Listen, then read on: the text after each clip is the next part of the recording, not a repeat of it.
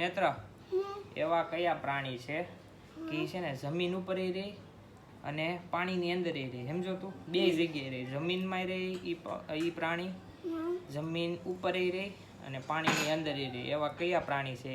એના નામ મને કહે તું. હિટોપોટેમસ ને હિપોપોટેમસ. અને કરચલું 2 થયા. અને કાચબો 3. અને હા શું યાદ કર?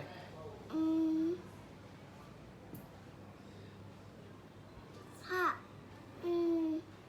મગર. બીજા આપણે નથી, મને નથી ખબર. ગાઈસ, તમને ખબર હોય ને કે એવા કયા પ્રાણી છે કે છે ને જમીન ઉપર રહે અને પાણીની અંદર રહે? જો તમને ખબર હોય ને તો આ વિડીયોમાં કોમેન્ટ કરો, પછી લાઈક કરો, સબસ્ક્રાઇબ કરો, કોમેન્ટ કરો.